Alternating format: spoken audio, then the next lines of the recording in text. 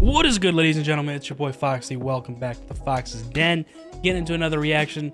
Very excited to get in this episode. Episode 5 of Season 2 Vinland Saga. Man, what an episode last episode. Last episode was really good. We finally get to see Einar actually learn about Thorfinn's background. At least surface level. Not every little detail, but he at least now knows that he comes from a background of war, killing people, and that's about it. And he knows that he was on the Dane side and he was a part of the Vikings, so obviously he took that a little personally because he is English himself, as far as I know. Pretty sure he's English because he was in England on a farm with his family and whatnot whenever they got pillaged and he lost his sister and his mother. So obviously, like I thought, he took that pretty hard. Kind of had to come to terms with himself sleeping with Thorfinn, and he's been working with him, and they're they're kind of like a two-man team on this farm as slaves right now. So how I initially thought this was going to happen whenever he learned about it, I thought he was going to be taken aback and like really shocked at first and just be like, oh, I want nothing to do with you, and then maybe go to the farmer and like ask for a different position or something. But no, he was actually pretty calm about it at first. But he was definitely very curious of what he came from or where he came from, because as you could tell from the scene up on the hilltop with the rest of the bodyguards and whatnot, whenever they were being fucked around with by them and the snake came through, the snake kind of tested him and he was able to react effortlessly, or really well. It gave him that drive again all of a sudden. Like he kind of felt like he was going up against Ashlad for a second. That's what he felt, at least, whenever the snake started coming in at him, and so he was able to react like he used to and deflect or block his attack and whatnot. And so everybody saw that and everybody was shocked. It was like, oh my god. And so Einar obviously saw that too, and then because of the way that he reacted and the speech that he kind of had about like nothing good has ever really happened in his life at all, he started to put two and two together. Whenever they went back to the woods and started cutting down trees again, he was like, this guy is no ordinary man, bro. This guy is something's going on with him. So he finally asked him up front, like, were you in war? And he's like, yes. And he's like, did you kill people? And Thorfinn's like, yes. And so he goes on to ask him how many, and obviously Thorfinn has no clue. I mean, he killed a lot of people, just like any of the other Danes. It's too many to keep track of, and if you do keep track of it, you're a psychopath. I mean, that's fucking crazy. But regardless, Thorfinn was like, oh, do you hate me now? Because obviously Thorfinn is aware of like what he was and the position that he was in and what he was doing when he was with the Danes, and how much hatred and like resentment was in his heart. And that was pretty much what was his driving force. And also, like, Ashlad still being alive and that goal of avenging his father and eventually cutting him down, which he didn't actually get to do. But still, he's very aware that most people do not fuck with Danes, or, he could see why, someone like Einar would be upset with him. So he asked him, do you hate me? And I don't know if Einar really answered or not. But that's pretty much where we get back to the barn where they're getting ready to go to sleep, and Thorfinn is asleep, but Einar's awake and he's thinking about, like, he's remembering how his village was attacked. He's remembering how his sister and mother were killed, and he's comparing those people to Thorfinn because that's basically like the same thing. I mean, they are Danes, right?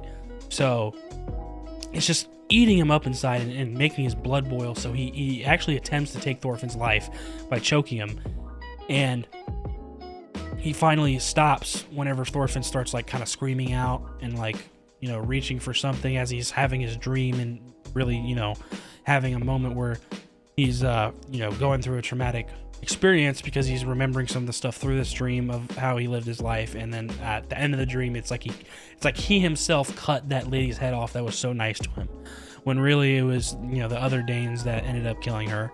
But still, he's a part of that group. And so that kind of haunts him, I guess, from, the amount of people that he killed, and maybe thinking about some of the people that he did kill were probably just innocent civilians, or a lot of them were. So that's the reoccurring dream that he keeps having that like torments him.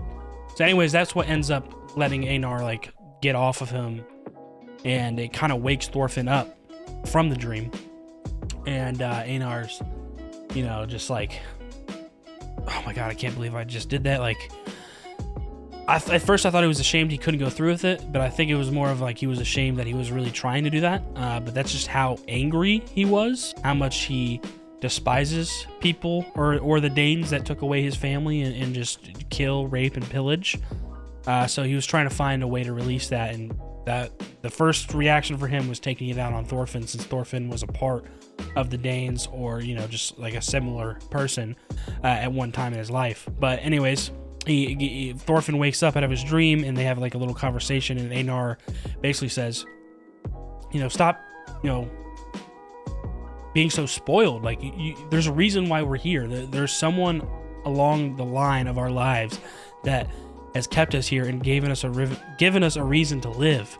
And that was really beautiful, because he was just having that dream where he thought in the dream he cuts that woman's head off, but really he wasn't the one that killed her. That just goes to show that was one of the people that was nice to him and gave Thorfinn a reason to live, or why he's still here today. You know what I'm saying? Like, she saved him from that, bandaged him up from that arrow that he had in him, because he was on the side of a river just fucking knocked out. He could have died there. She saved him, bandaged him up, took care of him, fed him, covered for him. And that's just one of the few people in this world that are good people and actually have acts of kindness.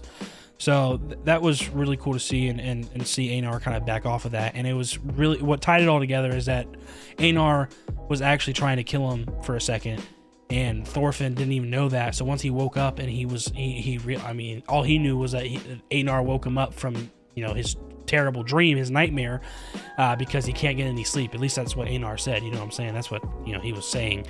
And so Thorfinn says thank you.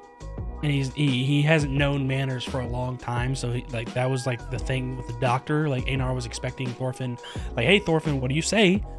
Like, say thank you. What's wrong with you? And he was like, huh? Like, he hasn't really had to do any, like, have manners or anything like that, like, because he was never around people that had manners in the first place. And that's like the least of their worries, is being polite. So the fact that he said thank you to Einar for waking him up when Einar was really trying to kill him is so ironic, but also really beautiful. And it kind of shocked Einar. He was like, wow, I was really trying to kill this guy, and he just thanked me for waking him up when I was really trying to kill him. So I bet that put some perspective in his eyes, really finally instilled him, like, yeah, nah, he's not the one that killed my family. I need to chill out. So I'm excited to see where their, friendship continues to grow, and see how they continue to work on this farm, and also where this goes in general, because I don't see them being on the farm for forever. And I'm pretty sure at the end of the last episode, we saw somebody right at the end that I think is Canute, but I'm not exactly sure, because he definitely looks different. He has a little bit shorter hair, but I think it is Canute. And that would be really interesting if all of a sudden he pops up to this farm for whatever reason. I don't know why, but if that is the case, or maybe we're starting to, go and find some other characters that we know that we haven't seen in a while and catch up with them. So like, maybe we're just going to see what Canute has been doing this whole time, or what he's doing currently, and maybe get an episode away from Thorfinn and Einar.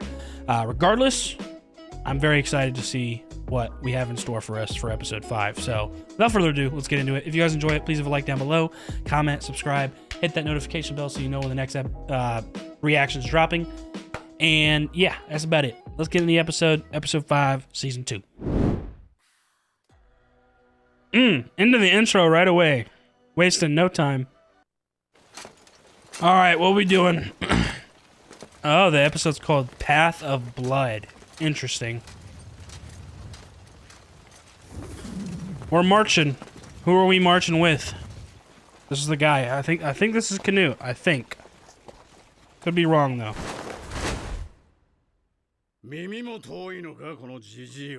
Ooh. Oh, we're getting a flashback. This was like basically around the end of season 1. Actually hearing Ashlad's voice again too, like, oh bro, it's so nostalgic.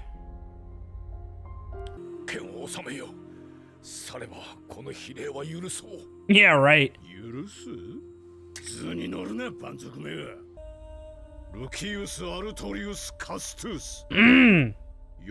I'm glad we're getting this flashback, because I don't remember a lot of this.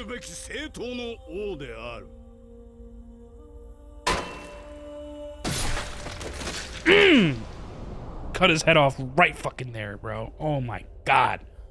Actually, that's a G for that, bro.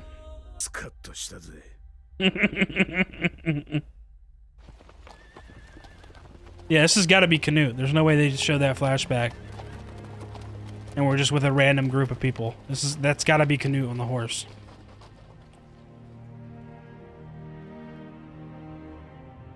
He's got a good amount of people with him.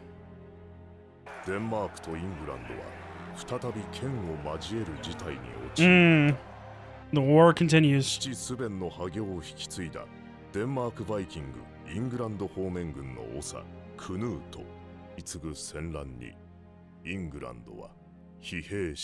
war kept going. Because both of them are claiming the throne, but there can only be one.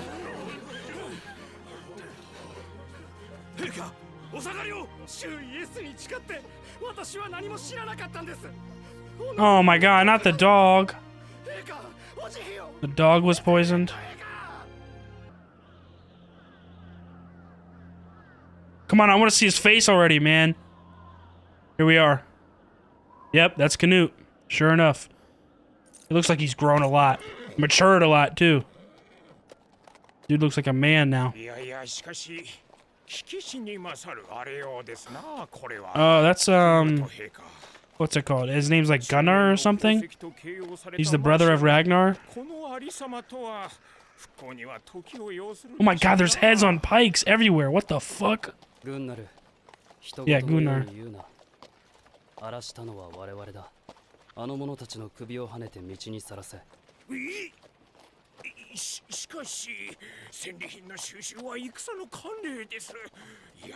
Bro, yeah, he's trying to change actual customs and, you know, shit that's normal a part of war. He's trying to change war altogether. Like, he's, like, really about, like, he's advocating for huge change. Oh, good old fucking Floki.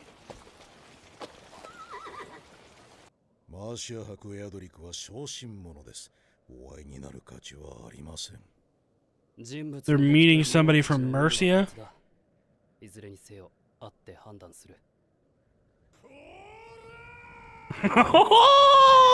You know who that is? Fucking Thorkel.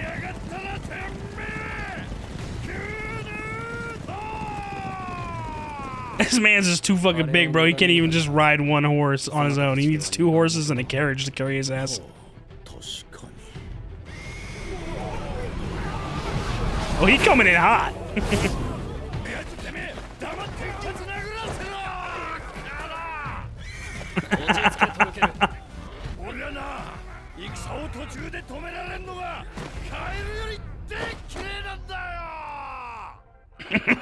The frogs? What? Yeah. Oh god, me too.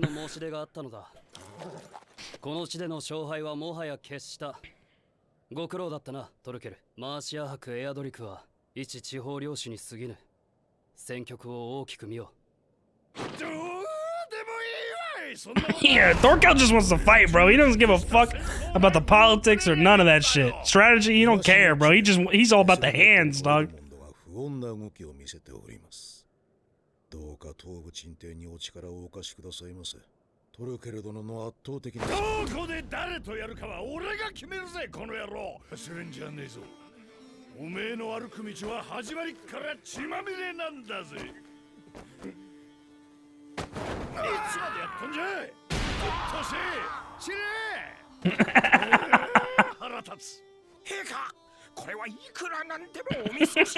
Bro, he's allowed to do that shit, bro.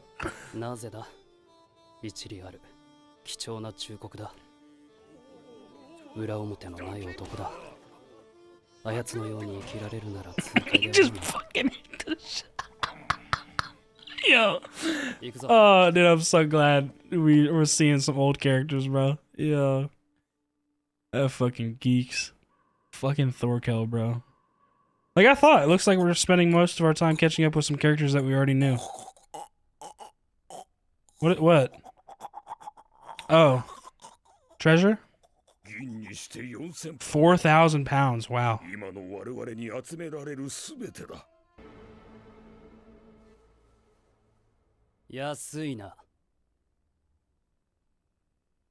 What does he mean by that? Does it mean it's like it's not enough? There's no amount of money that you could convince me that would do that? Or is there something else behind that? そなたはこのイングランドのブレトワルダであるクヌートに金を持って治療から出ていけと申しておるのだぞ。世は世の領内の反乱を鎮めるためこの地へ来たのだ。無心のためではない。Yeah, he don't give a fuck about money. I fuck with that, bro. And first of all, he made sense right there, bro. Like, this is territory that I already own. And you're telling me to withdraw? Nah, fuck that. 王が2人いるから世が乱れる。1人死なねばならぬ。そんな男にイングランドの未来を託すのは愚かなことだと思わぬか。 He's really trying to judge his answers and his true intentions. And I like how he keeps on walking over the money. It's really instilling what he thinks of it. Like, no, I don't give a fuck about wealth. I'm trying to fucking change shit and actually become, like, king.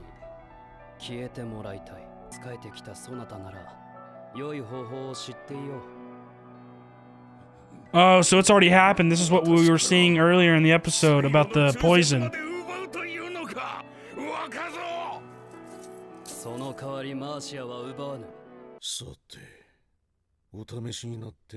Yeah, see, he's been testing him and seeing how he reacts and answers. So what's the real deal here? What are you going on?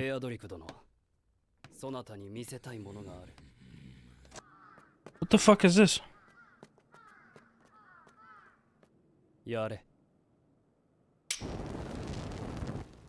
Looks like a big column of wood and shit, but is there something else? Is it like a other stack of shit in there or something?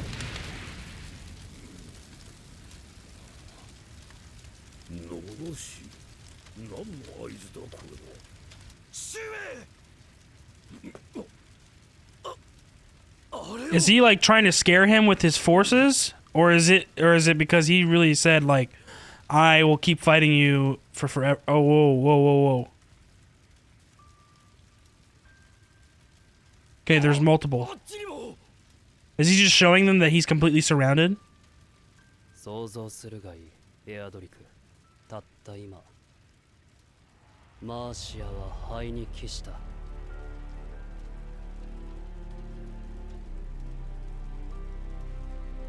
Holy fuck.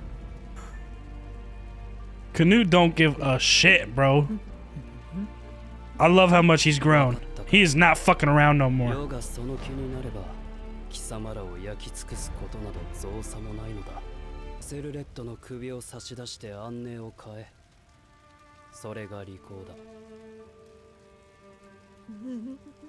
He really convinced him. He really showed him like, yeah, no, that's the deal that you want to take. You do not want to deny me. And it seems that he definitely accepted it because he got the message right there. And we saw earlier that the other king or whatever they already attempted to poison him. But I don't think it worked. But then again, I'm not sure if that was these people. Oh, okay. Oh, so we're getting a little bit of a backstory of what Canute's been up to in the time gap of season 1 to where Thorfinn's at now. Here we go. The official crowning ceremony. Oh, of course.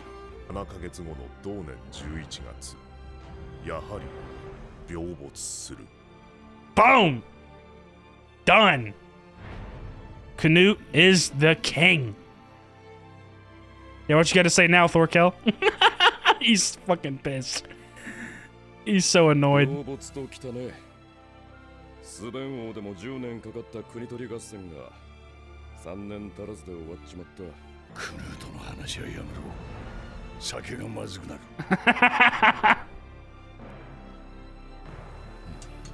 Thorkel just wants a good fight, man. He wants a nice long war.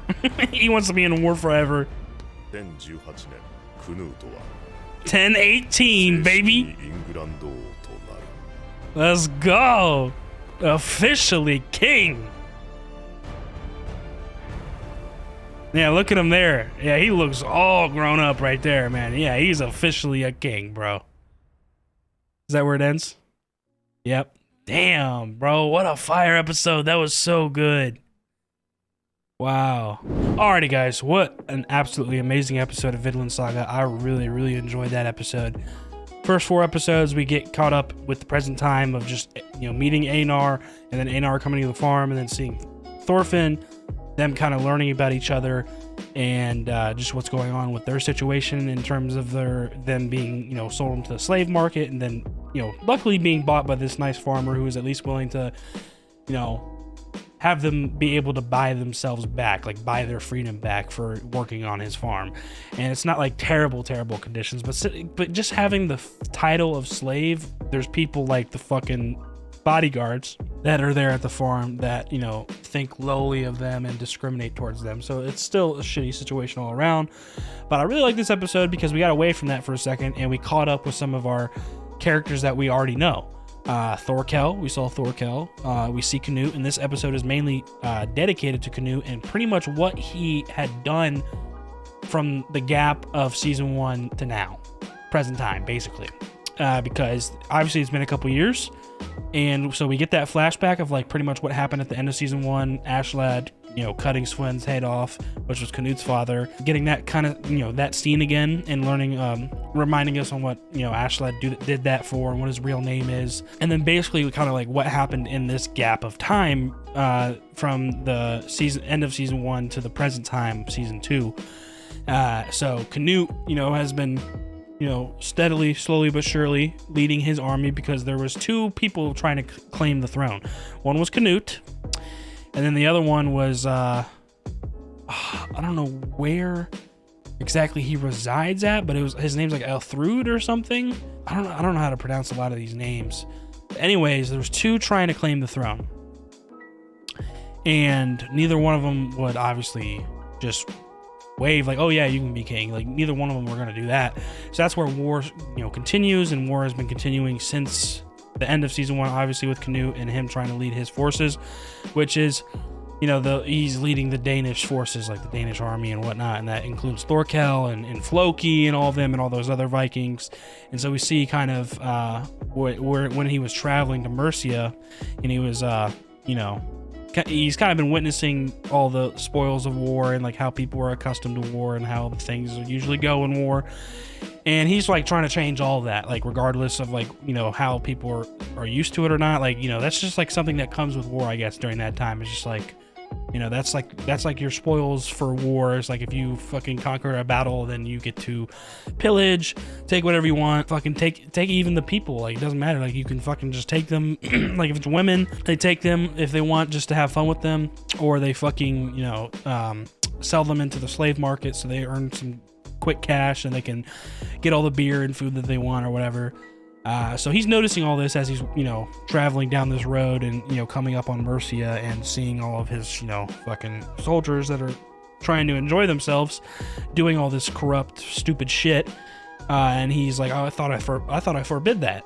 And so obviously nobody's really taking those rules seriously because it's so accustomed in the war. Like that's just like how it's always been.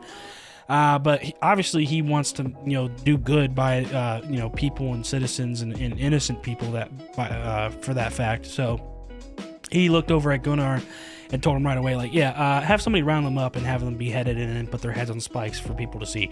Cause he wants to set an example and he's not fucking around, bro. He's about the business, bro. He's trying to really change and take control of this country and also just the Danes in general.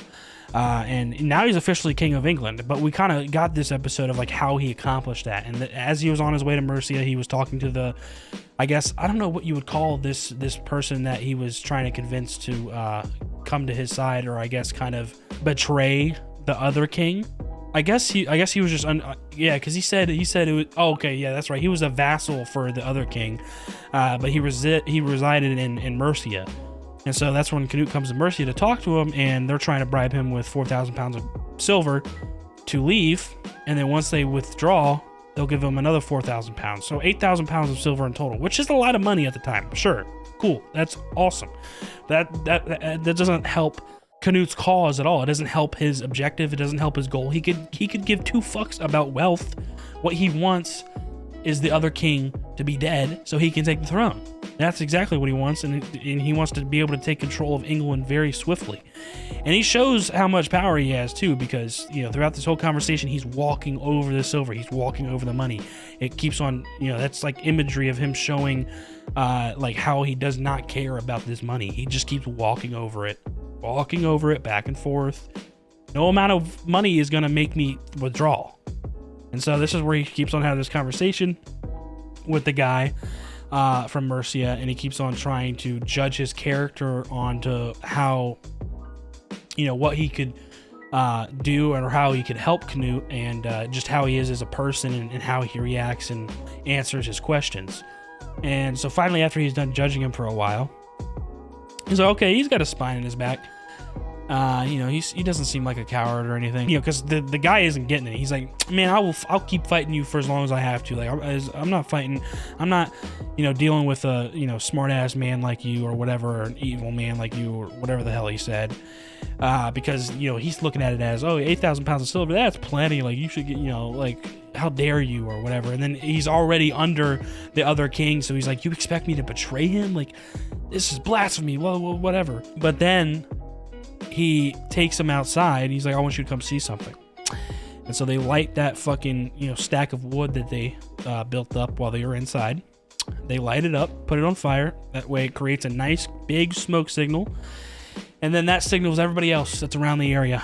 And it's a shit ton of different locations, like all over, like where they can see around the horizon. There's just smoke signals going up everywhere, and it shows that they're pretty much surrounded, and that this whole area of Mercia can be put down to ash if I so see it. Like, I could make this place disappear if that's really what you want. So he really put the perspective in his eyes, like, you need to be careful here and make the right decision. I'm giving you the smart choice, but it's up to you to take it. And he made it so he couldn't refuse, because he saw all those signals around him. What the fuck is he gonna do? Just still say no and be stubborn, and then they just all get fucking rocked? Like, bro, nah. He obviously did not want to do that, and the perspective was instilled into him, whether he liked it or not. So that's where he finally, I guess, submitted, bent the knee. And he eventually came up with that, slowly but surely was able to get closer and closer to the king, since he was a vassal to the other king. And we saw that first poisoning that failed, because we saw the dog was poisoned, but the king wasn't. And then it seems that they were finally successful another time. Whenever he was in bed, he woke up, and it said he died of illness. So he died right there on the spot. And then his son takes the throne after him, so the war keeps on going because his son takes the throne. And then only 7 months later, the son apparently dies of illness as well, which is, obviously thanks to the vassal, or, whoever was still in connections with Canute, which I'm assuming was the vassal, because it's probably the same thing. He was poisoned. And then that way, boom, now we're good. There's no other competitors that can take the throne, and it's finally Canute's turn. And that's how we see, basically his backstory and the gap of time from season 1 to the present of season 2. That's what he was doing. He was being really smart and trying to gain control over England, which is exactly what he did in a little under 3 years, which is fucking impressive. Very impressive, because compared to King Swen, which was, his father, who was, renowned for being a great king and being able to gain control of England in 10 years, that was impressive then. But dude, under 3? Nah, bro. Canute is different.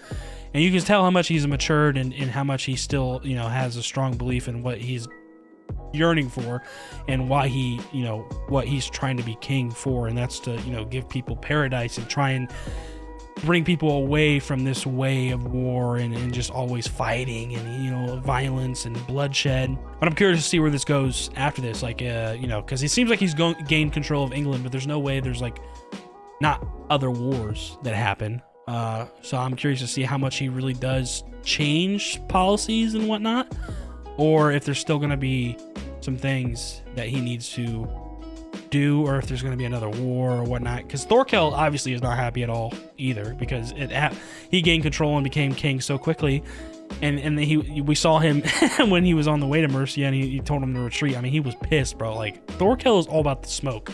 That's all he wants to do. He just wants to be in war and in a battle. So obviously he was not happy, and he's not happy now because there really is no war to fight right now, because Canute succeeded and he's officially king now. And Thorkel's probably obviously annoyed by that, because, you know, he said he would follow him as long as, you know, he keeps up his position and really does something. And that's what he was taunting him for at Mercy. He was like, you're not even king of England. Like, and, you know, he was just ranting. And then boom, he became king like what, a fucking year and a half later, 7 months later. So boom, he became king. That probably made Thorkel like kind of sour, or just like annoyed, like, this motherfucker went and did it. You know what I'm saying? And now he doesn't really have a war to fight. So obviously he's not in the best mood, because Thorkel's always looking for a battle. But regardless, I'm really glad we got to see that. We caught up with some people that we already knew, that we hadn't seen in a while, and we saw kind of Canute's journey from season 1 to now, in a pretty good like recapped episode that did it like pretty effortlessly, and mainly through narration, just to like catch us up on what's been going on outside of Thorfinn's perspective, which is very nice. So I'm assuming next episode we'll get back to Thorfinn and Einar, see what's going on with them, and continue our line down with their farm work, and see if they get any closer to buying their freedom back. Because I'm assuming it will be coming at some point soon. Because like I said, I think there's gonna be a time skip at some point. Show or not show, but just like get the pacing quicker to like where they want to be in buying themselves back. Because like we said, it's two people cutting trees down by themselves by their hand, and so that's going to take a long time for them to, you know, work their way up and keep doing that work to be able to get to their price. So I'm assuming there's going to be a time skip at some point to where they finally do get their, you know, like it's going to go like straight to like where they're really, really close, and then they get their freedom back, and then it's a matter of like, oh, what are we going to do now? You know what I'm saying? Like, you actually have a choice on what you want to do with your life again. So that's what I think. I think there's going to be a time skip at some point. But I'm curious to see if Thorfinn might come across his old, you know, crewmates, I guess you could say, like Thorkel and Canute and whatnot, and, you know, see what happens, because obviously there's a lot left of this season, because I thought there was only 12 episodes of season 2, but there's 24, so we got a good fucking chunk of stuff to watch and see. So I'm very excited to see where this story goes, see if he gets back to, you know, some of the older people that he already knew, or he kind of like grew up with, or you know, fighting alongside and whatnot, if he ever kind of gets back in that life anyway at all. Because I could see, you know, him at least like working with Canute, if Canute like keeps that same goal of, you know, what he wants, you know, less war, less violence, and, you know, paradise essentially, which I think would be nice for Thorfinn, because it doesn't, you know, obviously Thorfinn's really empty, and he lived a very traumatic life, and it doesn't seem like he's too interested in killing anymore, that's for sure, because he doesn't really have a reason to. So I'd be interested to see if they ever reconnect, and I wouldn't be surprised if that is the case through Olmar, because Olmar wants to be a part of Canute's army and whatnot, but who knows if that's even really still what he wants, because obviously he was very scared whenever he was supposed to kill Thorfinn and Einar or whatever. Also, because Canute's already king, I don't know if there's really a war still to be fought right now.